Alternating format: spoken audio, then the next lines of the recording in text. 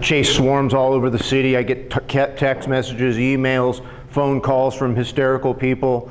The first question I always ask when somebody reports bees is I say, you have to send me a picture. And a lot of times people send me pictures seasonally. A lot of carpenter bees right now, and people say, my God, they're swarming all over the place. And you know, they might have one or two females just kind of buzzing around doing their thing, and they want us to relocate those types of things. And you know, it's a seasonal native bee, so they'll go away, and that's basically what I tell people. Just be patient, and they'll eventually die off, and then you'll see them next spring again, and so on and so forth. How many people have put out mason bee houses this year? I would encourage everyone to get a mason bee house. This thing here costs, I think it was like 30 bucks or something online. You can go to crownbees.com. These are our native solitary bees. They do a wonderful job pollinating your gardens. Your honeybees will not pollinate your gardens. The honeybees are after the locust trees and everything else that's blooming tree-wise. They'll just totally ignore your garden. So that's where these guys come in most handy. They need just as much help as honeybees do, by the way. So all the neonics and all that stuff, they're doing just as equal, if not more, damage to the native bees. So we need to support them as well. So where does this type of thing have to be hung up? I put it up underneath the eaves of my chicken coop. You kind of want to put it in a protected area so it's not getting rained on all over the place. And like honeybees, this does require, if you want to maximize the potential, you have to do a little bit of maintenance on them, in that once they go dormant, meaning the adults have the queens have basically done laying, and you don't see them buzzing around in your little houses. Even if you're using straws, I actually like the straws better, by the way. They use the straws first and then they go after the blocks. You have to put them you have to basically put your house or the straws, whatever it is, in a very, very fine mesh stocking. And that's to keep out a parasitic wasp that will actually go inside of here and basically parasitize all the larvae that are essentially developing. It's native, you know, the wasp has always been here. It's just they kind of live side by side with one another. Sometimes you'll have excellent results without the net, and other times you will not. It just depends on what's going on in your environment. In my area, there seems to be a lot of wasps around, so I have to basically protect my mason bees if I want just as many the next following year. Just real quick, probably a lot of people have seen this already, but I do like to experiment with bees. I don't like to experiment, you know, I'm a treatment-free beekeeper, so I don't believe in using chemicals and things, giving my bees chemotherapy to get rid of mites and so on and so forth. I started using double deep frames. It's literally just two sidebars. I basically notched them and glued them and stapled them together, and I'm actually running 5 colonies this way right now. I like it because there's large uninterrupted combs that act as the brood nest. The queens just have really just nice, open, beautiful laying patterns. Obviously, you can't extract this, so you know, mainly I'm just doing this kind of on an experimental basis. I use all deep hive bodies and frames. So what do you use for that? 2 deeps or something? Yes, 2 deeps. 2 deeps stacked on top of one another. There's 10 of these in one of those.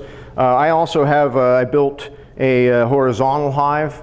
That is actually, it was 32 frames in total. I divided it in half, and I'm running 2 colonies side by side in basically I guess it would be the equivalent of almost 4 deeps essentially. So 2 stacked on top of one another, and then there's actually a little space. I'm going to eventually make another split inside of that and run 3 colonies in one gigantic box. It's kind of looks like a small coffin almost.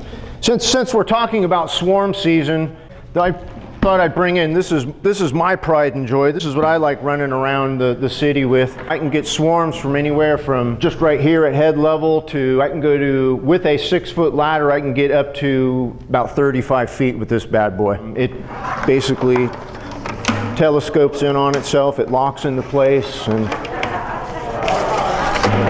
anyways, when I get up on a ladder, I can get pretty high up in the air. But like I say, I usually just put the bucket right up underneath the swarm, hit it up onto the branch, take the thing, I set up a hive body, I have my frames, I've got my inner cover, I've got my outer cover, I've got everything basically ready to go. I just hive the bees like this.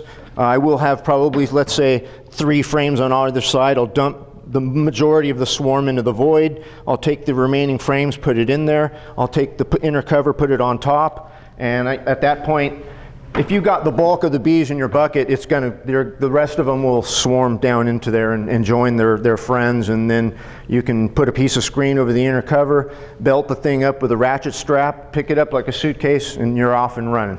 That's how I show up for swarms in your part of town. The question was, where'd I get the pole? I dumpster dive in construction sites.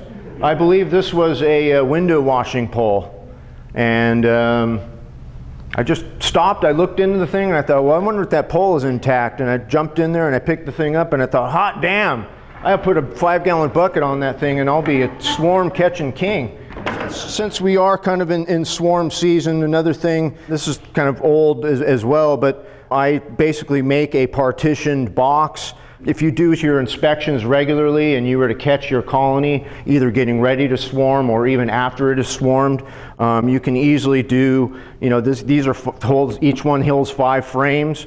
You can put, 3 frames over here, each frame has queen cells, put frames over here, each one has queen cells, and at your last colony, you might have a couple more frames that have queen cells. You basically just divide it all up. Whoops, squash the duck there. I've got inner covers that go on those. I've got a top that goes over the top of that. My little entrances are here in the front. I usually just put a piece of duct tape over the top of it. I relocate them to my site. I open them after they've overnighted. I will open them about midday, and I don't get a whole lot of drifting out of the boxes. That's how I do splits. Do you ventilate the top much? On the smaller ones, I do not. If these were to get into, say, a robust, meaning all 5 frames were involved in brood, like say in August or September, on the inner covers they do have a feeding hole. I might open those up just a little bit, just so that they can kind of breathe, because at that point they're pretty big colonies. In talking about what we should be looking for this time of year with bees, you should be inspecting your colonies, probably at least every 2 weeks, if not every 10 days. That's generally what I do. I at least go out and have a good idea of what's going on in there. You really don't have to do anything more than just taking off your inner cover and just going through those frames right there at the top, seeing what's going on. Is there brood there? Is there honey there? Are they drawing out comb? You can almost kind of start to look into the box below and kind of know sort of, whatever, before you put the box on top, that bottom box, you should already have known what's going on there. What you can do also more than that is you could just take your box, if you had your stack of boxes. I didn't bring 2, I'm sorry. This is going to be kind of a poor visual. But if this is the bottom of your box that's on top of this one, you could literally just crack this box and just tilt it back and look at the bottom of these frames here, if they're being drawn out or they are drawn out. What you will likely see are queen cups. And queen cups are perfectly normal. They will usually put queen cups around the perimeter of the comb. If your comb is not attached to the side of the frame, you'll have cups all along the sides. If it's attached all along the sides, they'll probably be in the field, but there'll be several. The majority of them will be kind of at the bottoms of the frame. But nevertheless, if you crack this box and just lift it up, and you can just kind of use your bottom box as kind of a pivot point. And if you look into those queen cells and it looks like there's glistening white in there, your colony is getting ready to swarm. Personally, I do not believe in going through, I'm starting to cut queen cells and queen cups thinking I'm going to stop the swarm impulse. That won't stop it. In my experience, those colonies will swarm regardless of what you end up doing. What's your plan? If your colony's going to swarm, do you plan on catching the swarm? Do you plan on making splits? Do you plan on having more bees than the 1 or 2 or 5 that you have? With bees comes more bees, and this is a really good year. The trees are really blooming a lot this year. These are questions that you have to ask yourself, because this is swarm season. The bees are going to want to swarm. The nectar's coming in really hard and fast. They aren't going to have time enough to draw more comb to store honey. They're going to start storing honey in the brood nest, and when they start putting pressure on the brood nest, that's when your colony will swarm. It's just a natural impulse. The swarming is perfectly natural. It's nothing to be scared of. If you're monitoring your bees and you're doing these little checks and just seeing what status they're in, if you were to lift this up and you do see those queen cups filling up, or you see half-drawn cells, you have to have a plan. What are you going to do? Well, the best thing you could do at that point is just go through the hive, find where the queen is on whatever frame, and you right there's your split. You've just taken the queen out of the equation. That thing will now continue to raise those queen cells. They'll have multiple virgins. They'll all fight it out until one flies out and mates and comes back, and your colony has started over brand new. That is the most natural and best mite control you could ever hope for in your colony. A complete brood nest turnover where there's been no activity. In my observations shows that the bees are grooming themselves. They're culling out I've seen a lot of times they're dragging out the drones. They don't want those things in there. The sick ones, they're all purged out in the front. Sometimes you'll see now they're pulling out brood and throwing all that stuff out. It is like a rinse and spin cycle or a dual wash or something. They really just want to clean the thing out and get going again brand new fresh. So that's one easy way to do it. You said something about when you lift it up and you look at that queen cell and you see something glistening. Is that what you said? Correct. That's royal jelly would be down at the bottom of the cell. And So what color would that be? it'd be milky white, a milky white substance. You also want to make sure you get out there as you know, people in different areas, the locust trees are just now starting to open. You kind of want to stay on top of that. Get your supers out, dust them off, clean out the mice, get the cobwebs out of there, get your foundation all mounted and on and in the box so you can just walk right out there and start putting them things down and getting them going, because it's going to happen fast. It's not going to wait around for us. So how long does it take to fill a box, a medium, with this flow right now? If your colony is very populous and has an excellent workforce, it could be probably inside of the week. Completely full, completely drawn out and completely filled with honey. When it's flowing like it is now. And we're talking, I mean, this is like the locust flow. If you drive 895, just the other day I drove the whole length of it. It looks like things have been dusted with snow. There's so many locust trees that are blooming, and the bloomage is so heavy this year. We've been here 10 years, and this is the first time I've ever seen locust trees just absolutely just crying flowers right now. It's just, to me, it was just startling. I thought to myself, how come I don't have bees down in this area? How tall of supers can you go? I usually go to about 5 deeps. Okay, so Say that again? I don't have deeps, I have mediums. Mediums. Well, let's see, it takes about 3 mediums for two deeps, thereabouts. So, is that right, Jerry? About 3 mediums for 2 deeps, so you'd have about 7 mediums maybe? Altogether, including the You potentially. When it comes to like determining what's a brood nest, I run what's considered a limited brood nest. I don't use the queen excluder whatsoever. I just never have. I've never had a problem where I don't know why the notion of, my God, I got to have this, otherwise the queen will lay in my honey supers. Well, to me, the beehive is their thing. They can do whatever they want to inside of that box, and it's me that makes the adjustments. So I usually, when I'm coming out of springtime, my bees are already on 3 deeps. That bottom deep is probably completely void. It's completely open. As they come out of winter, they would be probably in that 3rd deep. And what I would do is I would add a 4th as they basically built out that top deep, and they would move up into that deep and start storing honey. And as the honey starts to come in, the brood nest is pushed down into the hive. Just exactly how it is in a tree trunk of a tree. The bees go up in the wintertime into the honey. They come back down basically into their brood comb as the flow forces them back down again. So that is how I run my bees as well. No, I do not move any boxes anymore. No, I used to do all the reversals and doing all that, and I just stopped doing all that stuff. I've just found it's completely unnecessary. And because of the volume of bees that I am managing at this point, I don't have time to be running around reversing boxes. And I'm doing everything that I'm doing. I'm working out of my garage and a carport, and you know, probably maybe over 100 colonies. Trying to store boxes and trying to preserve frames of comb and all that stuff. Try to store as much as I possibly can on the bees at all times. Otherwise, like I say, all the boxes of excess comb, if I just store in my garage, the moths will destroy everything that I have. And comb space is king to a beekeeper.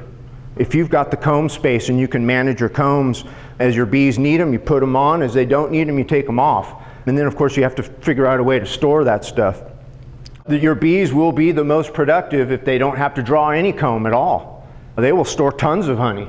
So that's why I will run some of my things, or like again, I'll have 5 deep stacked on top of one another, and the bees are basically just, at this point, some of them are already stored 2 whole deeps of honey, and they're now down into that 3rd and 2nd box down. I'd rather the bees be patrolling their equipment than me having to put mothballs and you know, maybe you could box things up and take it to a cold storage and have it put in cold. I've priced all this stuff out. It's just, it's not feasible for me to do. If you have, like, say, the flow right now, and a week from now, that super fill, will you leave that on and then put another under that? Are we talking in our deeps now, or? Well, I do medium. Okay. I have a deep and then mediums up. Right. Basically, as they're filling out, as the top box, as they're filling it out, when it's, you can pretty much tell when they're filling it out with honey. Just, you don't want them to get it capped. Before they cap it, stick another one on top. So they'll move into that next one. So they're going to finish off the one underneath and go up and start working on this one on top. And you'll just leave that other one in there until it's time to extract. That's correct. So I actually, if there's any honey to harvest, I'm harvesting after my bees come out of winter. So you know, if there's a colony that says I've left 100 pounds on a colony, even just this last winter, and they went through, which was roughly about, say, there'd be 20 deep frames. There was 2 left that weren't uncapped. They ate all that honey in order to basically produce a gigantic brood nest, which is just, I mean, that's a beekeeper's dream right there. Anyhow, they left me with 2 frames. That's all I got from 100 pounds. This last year, it wasn't so good because see, we're 2019, so spring of 2018, we had all that rain that washed out a lot of bloomage. So a lot of that excess honey that I potentially could have gotten was all washed out. So I'm hoping this year the bees are a lot more productive. Of course, I'm also looking out my door as I'm basically getting ready to leave to come here. I had a swarm move into a stack of boxes that I had just moved out so I could put them on my bees tomorrow. And this gigantic cloud of bees is out there, and I thought, man, it's 6 o'clock. What am I going to do here? Should I go out? And I just thought, oh, they're in the box already. I'll deal with them later. You got to get out and inspect your bees. There's nothing wrong if they end up swarming on you. It's nothing. You haven't lost anything. This is perfectly normal behavior. They want to reproduce. This is the time of year when they do it. This is probably one of the best years for bees to be reproducing wildly. If they were to leave your colony and go into a hollow tree someplace in your local forest, they still have time to draw out comb so they could possibly even survive the winter, the next coming winter. Oftentimes a hive will swarm and there's hardly any flow at all. Those colonies that swarm on really poor seasons don't stand a chance. And even as a beekeeper, a lot of times, you could hive a swarm, could be late in the year. If you don't have drawn combs, that's why they say, what is it, a swarm in the swarm in July isn't worth a fly and all this other stuff. Man, if you've got drawn comb, that swarm in July is worth a pot of gold, just as she would be in April. Drawn comb to a beekeeper that's your gold, man. I mean, you want to try and do anything you can to make sure your frames don't fall victim to the bugs.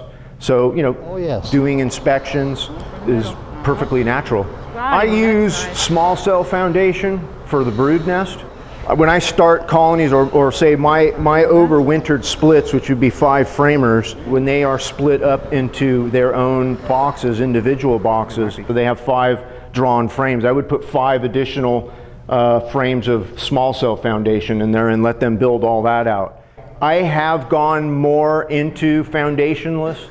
This shows you right here that you actually don't even need frames. I probably won't be buying foundation next year. I'm probably just going to go more, almost 100% into foundationless. When they're in a certain stage, especially when they're smaller, they are going to draw out quite a bit of the worker comb. And then later on, when the flow when the nectar starts to more increase, you'll start to see the cell sizes get bigger, and they're preparing for basically swarm season. The queen will want to lay unfertilized eggs so that they have lots of males, so that they're relevant in the environment. But at the same time, the larger cells are great for them for storing honey. Once the flow really starts, you're going to start getting different patterns. The one thing that really kind of ticks me off is when I put a frame of foundation in, and if for some reason a colony of bees were override it and put a larger cell on top of all that stuff, and to me it's like, that was like $2 down the drain, damn it. I'm getting to the point where it's just like, you know what, they're going to sometimes do what they want to do. I use jumbo craft sticks. You can buy them at Joann and Michael's. You can on a standard frame, whether it's a medium, a deep. I use 3 of them. On mediums and on deeps, I also use. I don't have an example here, and I apologize for that. I usually use bamboo barbecue skewers as vertical supports. If you're going to set up foundationless on deeps, you want to use 10-inch bamboo skewers. If you're going to use mediums, you want to use 12-inch bamboo skewers. The 12-inch, if you cut them in half, you can get 1 stick will do 2 uprights on a medium. Otherwise, you need 2 on a deep. So for the cost of 3 popsicle sticks and 2 bamboo skewers costs like a dime, whereas a piece of foundation costs you $2. So when you're, perhaps putting together several hundred frames, I don't know. I'm a cheapskate, and I wholeheartedly admit it. But yeah, foundationless is totally possible. It just takes a little bit of extra time. You have to go in and just make sure that sometimes the bees can get wily, and instead of drawing right off the popsicle stick, sometimes they'll go a little bit off to the side, which kind of encroaches on the next frame, and then the next one gets encroached, and so on and so forth. So when you're using foundationless, I always just get in there and just do a quick inspection and make sure everything's lining up properly.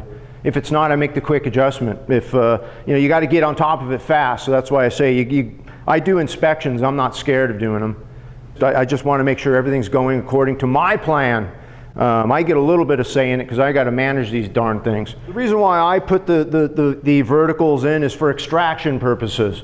On a deep frame without the bamboo skewers, you have a high potential of a blowout. What I usually do with all my foundationless frames, even if they've got a support in the middle or not, obviously you uncap the frames, and I always start them off at a slow speed.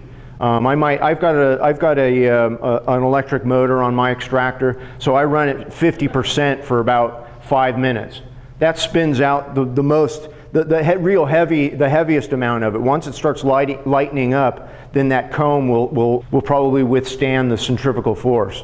The other thing is, if you're using foundationless, you want to absolutely, and if you're going to extract foundationless, you want to make sure that your combs are cool, meaning if you go out in, say, July or August or sometime like that when it's hot outside and the bees have been on your combs all day, you take it out of the field and you put it in your basement. I'd let it sit overnight. That way that wax will almost solidify, basically.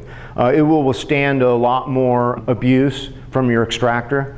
If I ever have a question on one, I'll actually wrap rubber bands around the thing and then I'll put it in the extractor. And that also seems to hold things together. Like I say, the bamboo skewers work excellent. It divides the frame into 3 quadrants.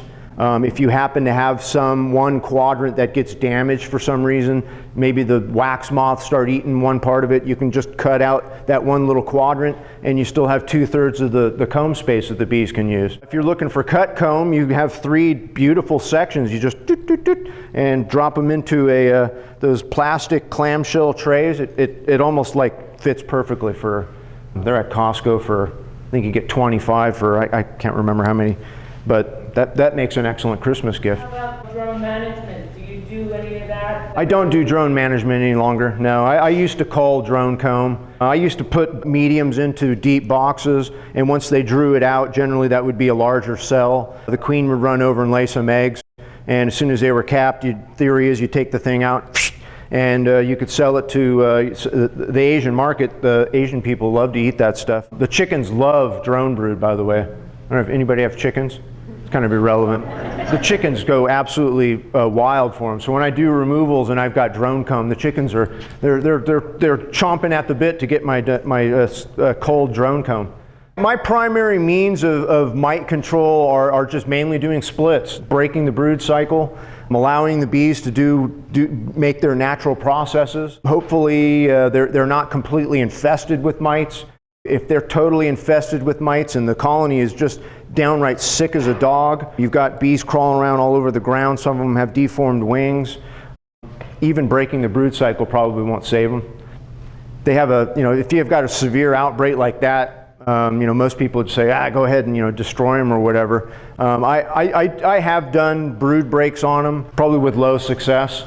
The secret, in my opinion, is to get on top of it early.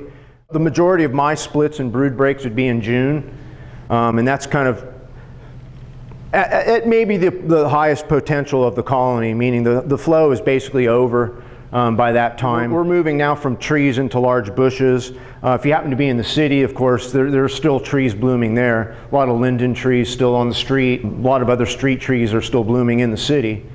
I like the city. The city has more of a consistent flow, in my opinion. Certain neighborhoods are more reliable than others, for sure. I've driven all around my area. I know what's blooming by volume.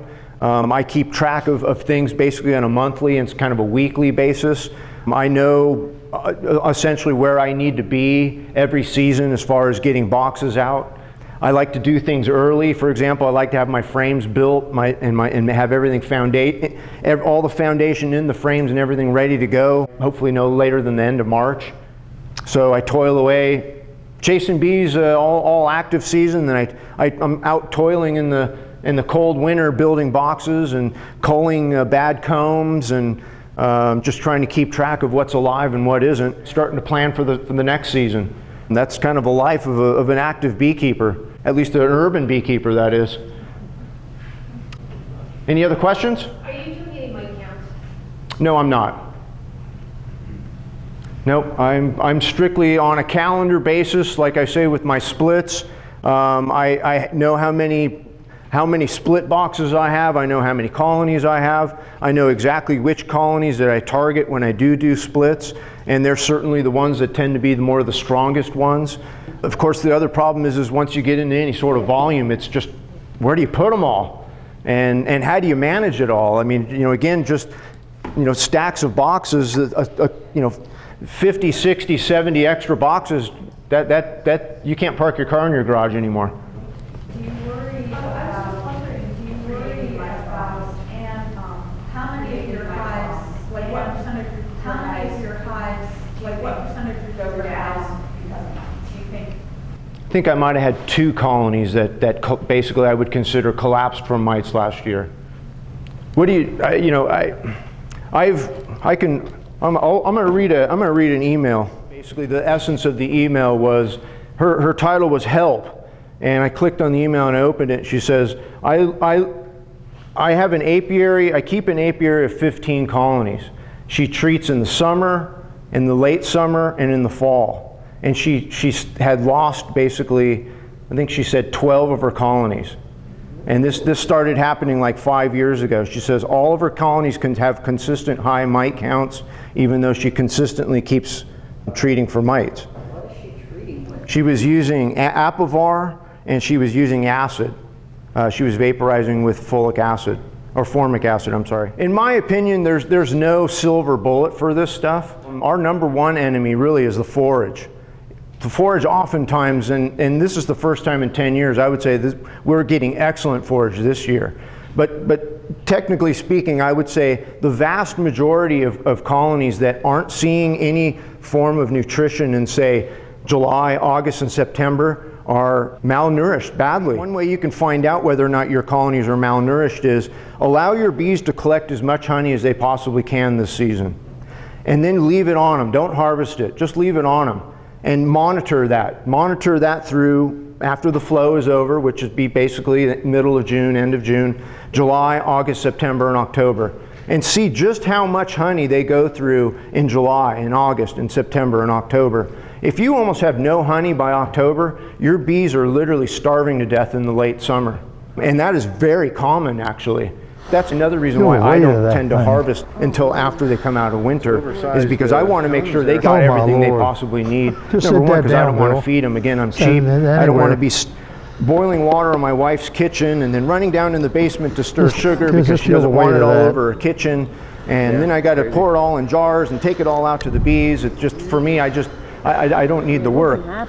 There's so many other kind of issues out there. For example, even the pesticides, they mimic the issues with the mites. They make them weaker, they lower their immune system. Same thing with being malnourished. The other thing is nosema. Nosema is quite prevalent. That also has the exact same mimicking of pesticide poisoning and mite issues. There are conclusive studies that show that the queens are actually horizontally transmitting viruses into her offspring. Sometimes we just really don't even know where all this stuff is coming from. The bee population is so polluted with so much stuff, whether it be the pesticides people are putting on in their yards, to maybe the poor quality queens that we end up getting, or those of us who aren't treating, that are basically poisoning all of Maryland with our horrible bees that tend to survive for a long period of time. With regard to the issue you raised of bees consuming the majority of the honey that they store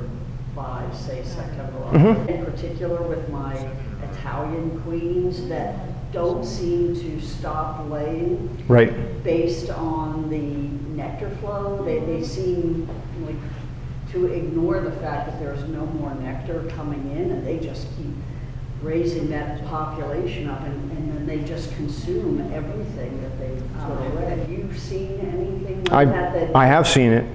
Yep, I picked up last summer, a swarm had just moved into a row house down in Patterson Park. People called me in a gigantic panic, and they said that the bees were attached to the outside of their house. So I went down there, and by the time I got there, the bees had completely moved in. And I said, well, that's okay. I had thought about it, and I brought a drill and drill bits, and I said, I'm going to come in your house, I'm going to drill a series of holes. You're going to have holes all throughout this general area. And I basically sprayed bee repellent in there, and it basically forced that colony out. I waited around actually for probably an hour. Nothing happened. I thought, well, I told him, I said, this could possibly, I'll have to open up your wall and take out the bees that way. And so I just thought, I want to go home and be with my wife, and it's close to dinner time by this time. So I drive home. Of course, again, it takes me 45 minutes to get home, going all across Baltimore City. It's just insane. And I get home, my wife and I sit down, we're relaxing, we're having dinner. Ring, ring, ring. Oh my God, the cloud just came out of the house. So I go down, the thing was a huge swarm. It had to have been something that absconded from somewhere.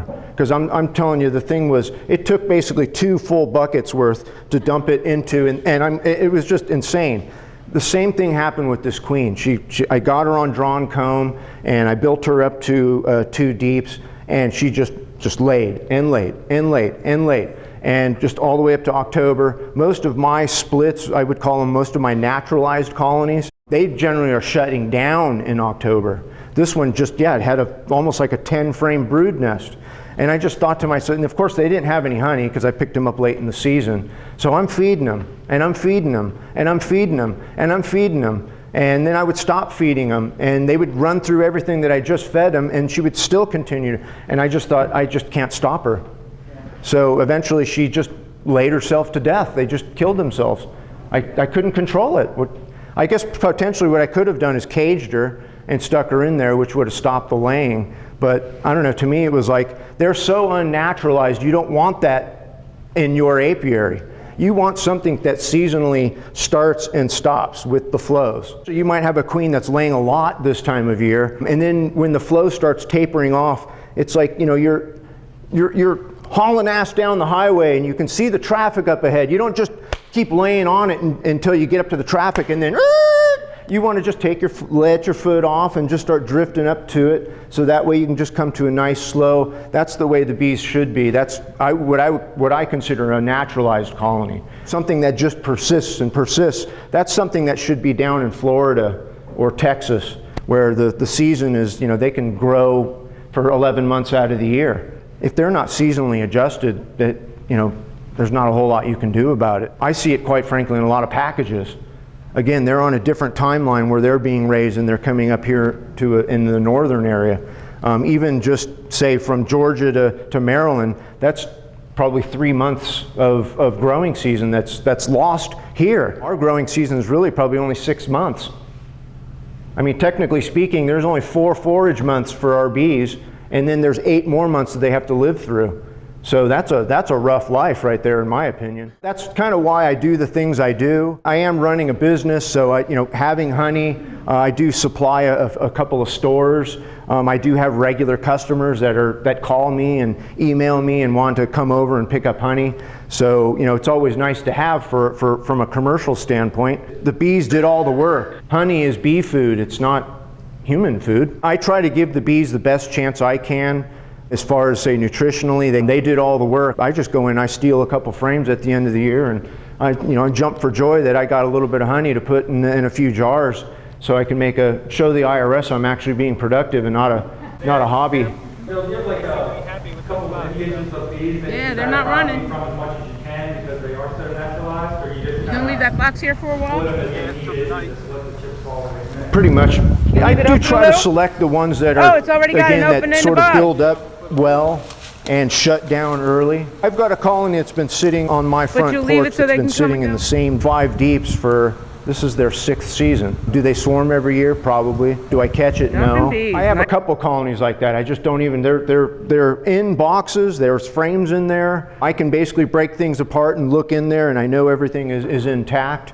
I have not managed them whatsoever. They just seem to persistently live. I probably am a bad neighbor in that if they swarm, that's probably why they live, is because they swarm every year. I do have bait boxes around my neighborhood, and I do catch swarms in there. I think I have like 13 out this year, and I've already caught 2 in swarm traps. Likely they're mine or the ones that have populated my neighbors' homes. Actually, there's only one house in my neighborhood I know of that's got a colony of bees living in it, and they were there before I moved in, so I'm safe there. Do you graft or do you let them reproduce without natural? I do not graft. You do not graft? No. Again, I try to make multiple splits from as many hives as I possibly can. I think that's the secret to it, is just to get as many as you can basically to proliferate. Not to make all your colonies swarm and infest your neighborhood, but to go out and you can, again, to make what I would consider, again, a manual swarm is, you go in, you make an inspection.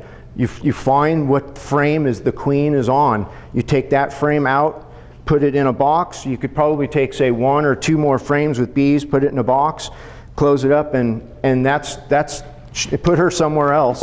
This colony will now raise multiple queen cells. A queen cell is a queen cell. I don't care if you can call it a supersedure, you could call it a swarm cell, you could call it you could call it an emergency. I've never noticed the difference between an emergency queen and one that came out of a swarm cell, or something that came in a little cage that was mailed to me. As far as I'm concerned, even the ones that my bees are raising have always far been superior than any queens that I've gotten from anywhere.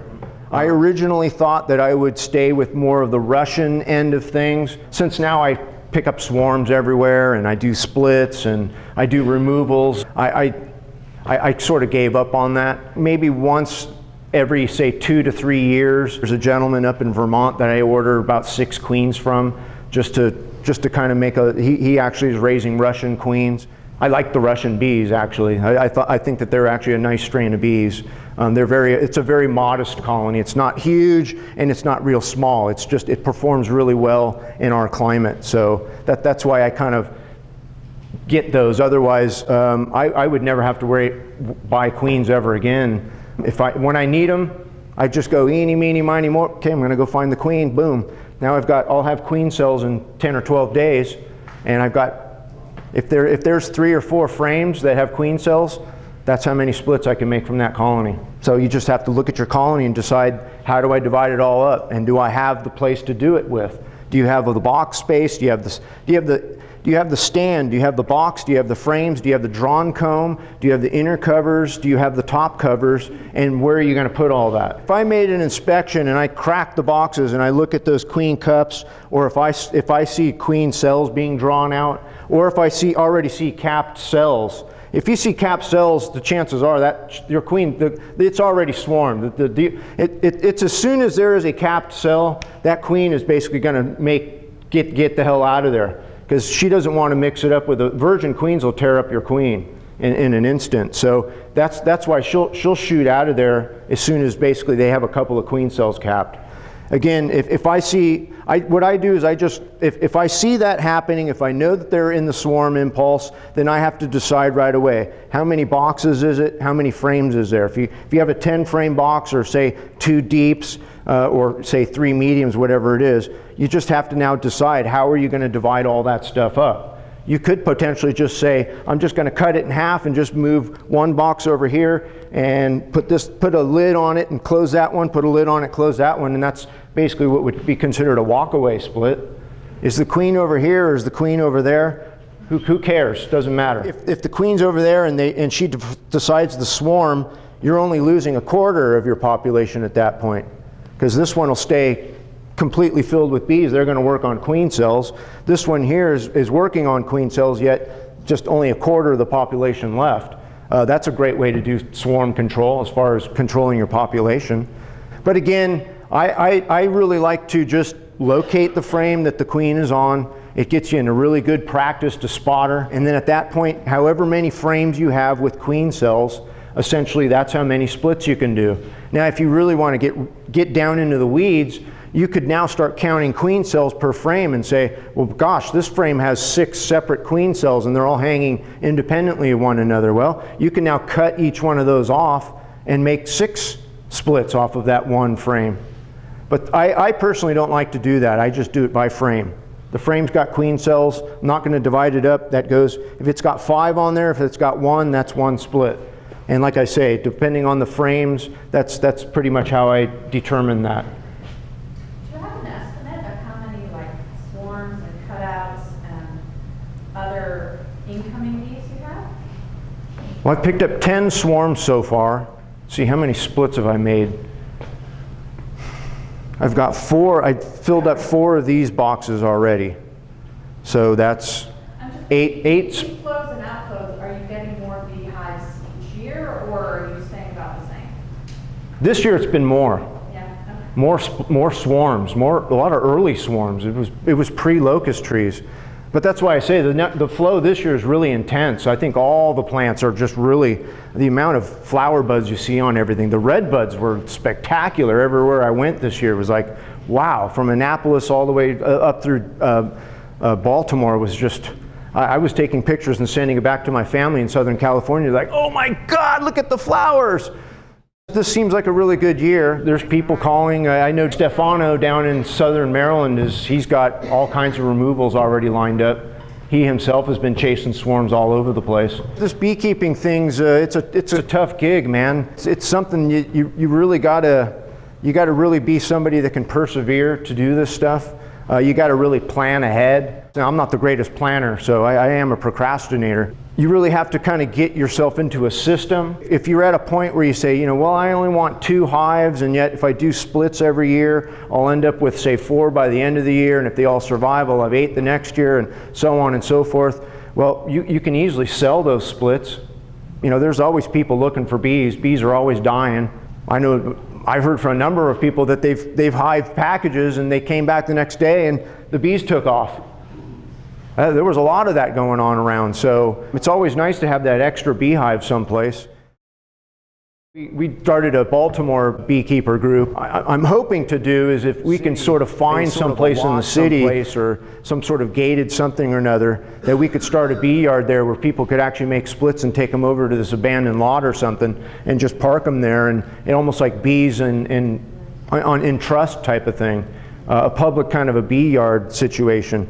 But that's, trying to work out details like that's kind of hard. That's really what it's all about, is just trying to stay on top of it. Like Jerry says, you got to know the biology of the bees, and you got to know what time of year it is, and you got to kind of stay on schedule with all that stuff.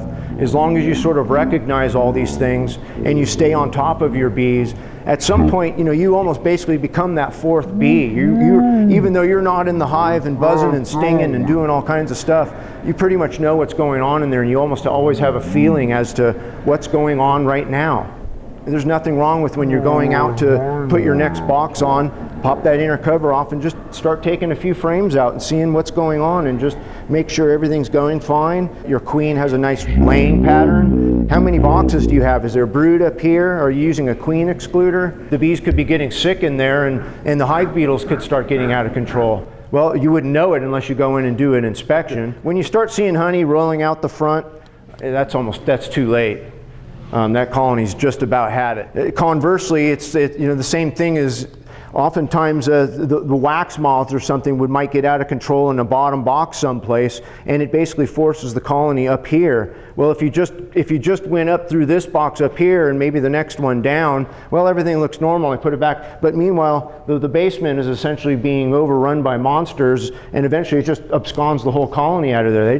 They don't want anything to do with that stuff. You got to get in there and do the inspections. I did not inspect my bees enough in the wintertime, and I had a colony starve to death, which I don't know what to say. It was like, that was totally my fault. And it just absolutely makes you feel like crap when you just go in and you, damn it, that was a great colony of bees, and had I just put another quart of syrup on them, that they probably would have lived that extra month before I could have stuck a half a gallon on them.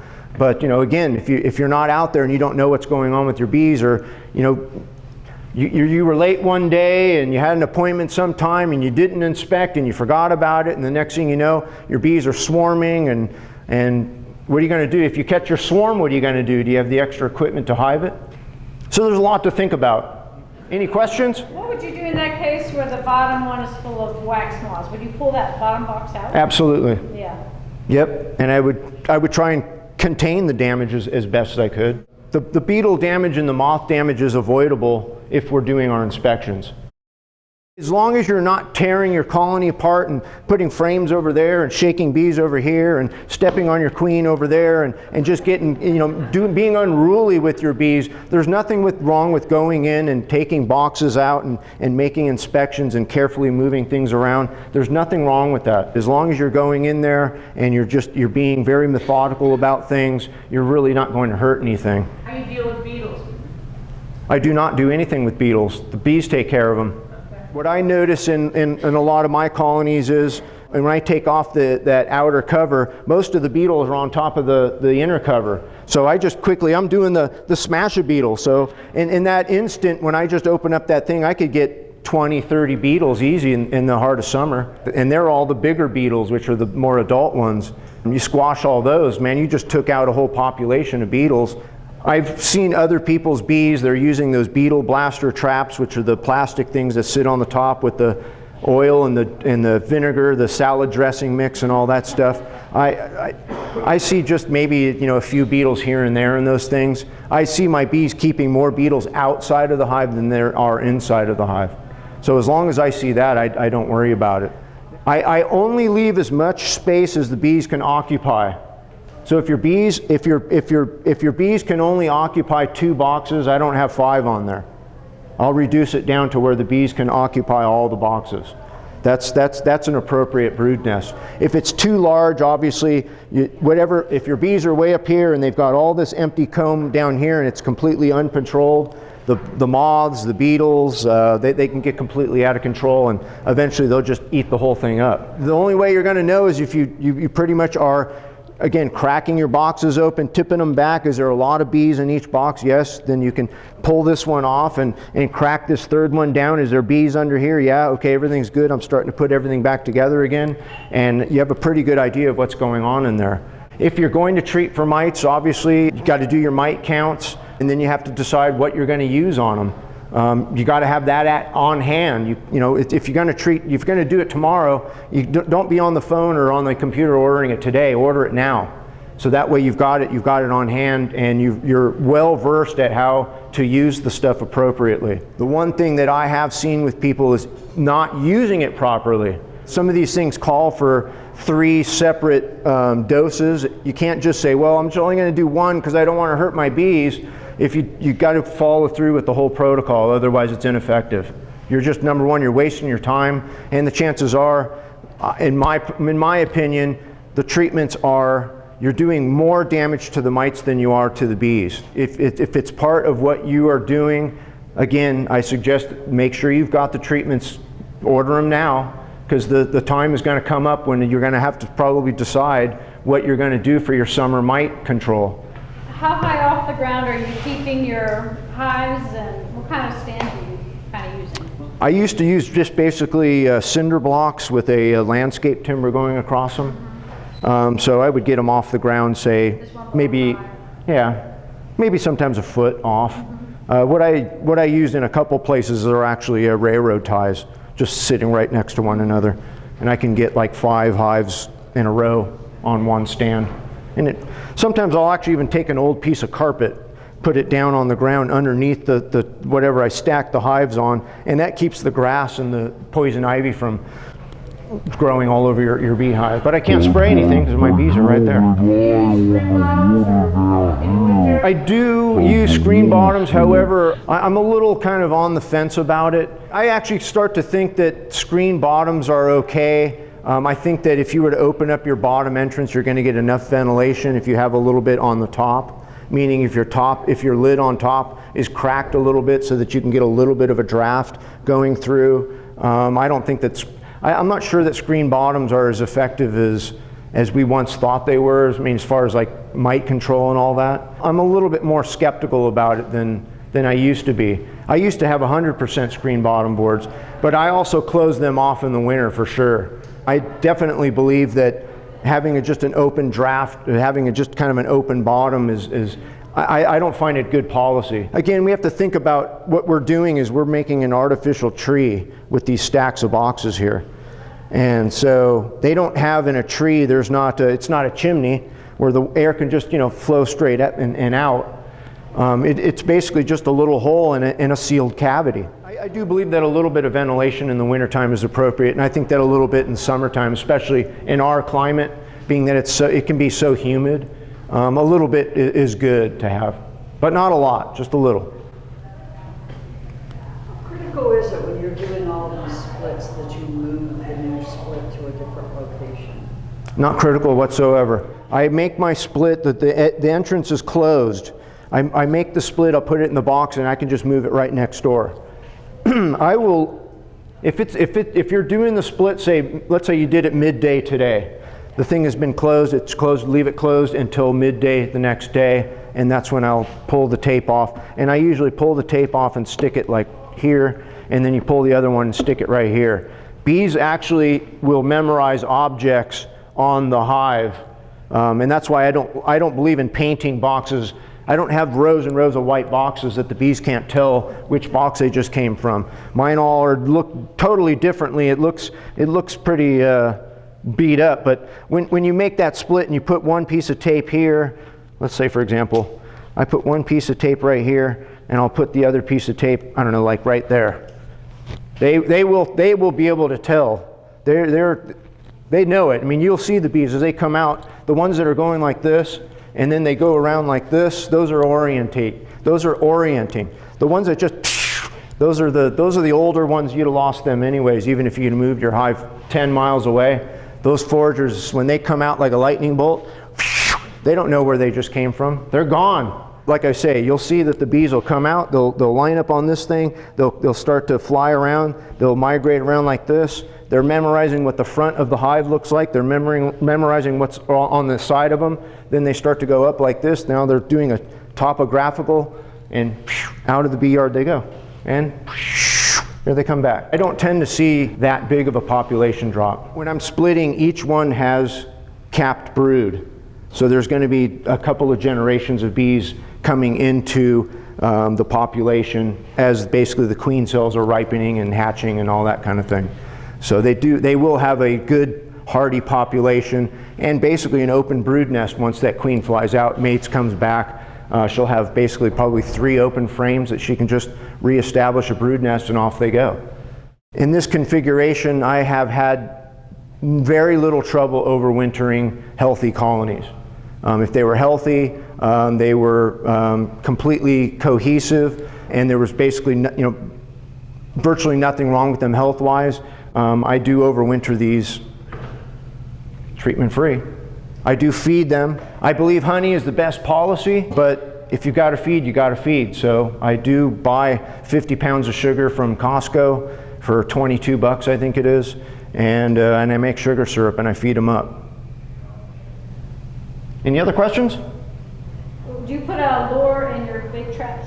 Yes, I have a little plastic capsule that I put lemongrass oil in. If you put out swarm boxes, you want to try and use a box that is as propolized as possible. The inside should look like an old beehive.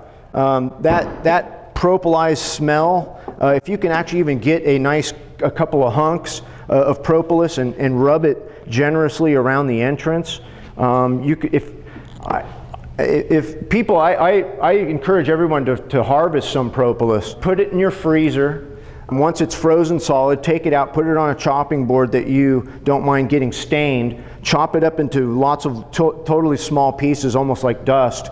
And you can add it to Everclear, which is basically alcohol, drinking alcohol, the hard stuff. Once it is diluted in the alcohol, you can put it in a little spray bottle. You can take a spray bottle and spray the inside of all of your hive bodies, and it'll essentially, the alcohol will evaporate and the propolis will stay, and it will basically propolize the inside of even your new hive body. But that's how you can turn say a plywood box into more of an attractive swarm trap, is by having a little propolis spray and just spray it around in there. That smell, the bees just love that smell. The older and gnarlier the boxes, the bees just love it. Any more questions?